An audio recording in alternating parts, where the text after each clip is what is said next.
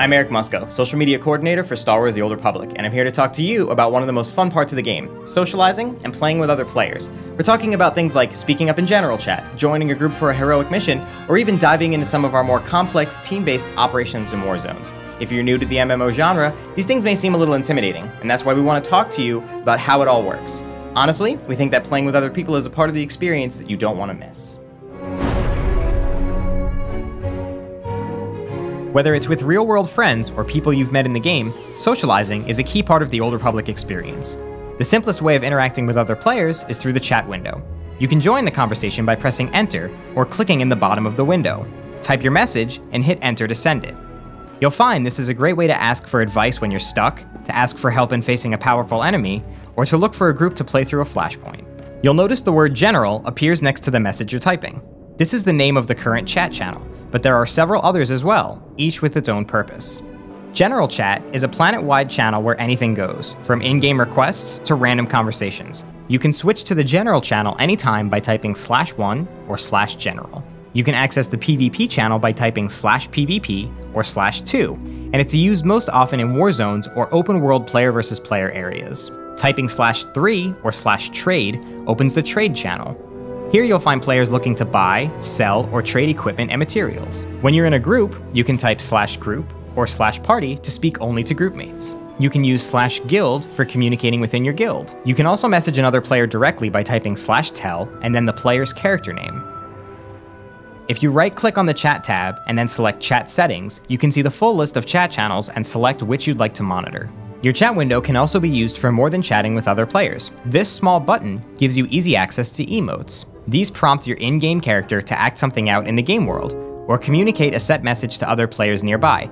You can wave, or even dance. There are more than 100 emotes in the game, so have fun experimenting to find your favorites. When you're looking to group up or hang out with other players, set a course for the fleet. Republic and Imperial players alike will find shuttles to the fleet on nearly every world, and it's also marked on your ship's galaxy map. Here, you'll find class and profession trainers, vendors, and all types of other useful resources. Players generally gather here to trade, talk, and to meet and group up for war zones, flashpoints, and operations. Grouping up is something you'll definitely want to do at some point in the Old Republic. For flashpoints, operations, and the more difficult heroic missions, soloing just isn't an option. Fortunately, creating a group is simple. If the person you want to group with is nearby, just select them and click on the purple icon next to their portrait. If you prefer, you can type /invite, followed by the player's name to start a group regardless of the other player's location. When you are the one being invited to a group, a checkbox appears, and you have the option to accept or decline the invitation. Don't be surprised if you receive an invite from another player out of the blue. After all, when you're fighting through an army of battle droids and you see a friendly face, it's natural to want to join up. Finding other players to form a group is easy.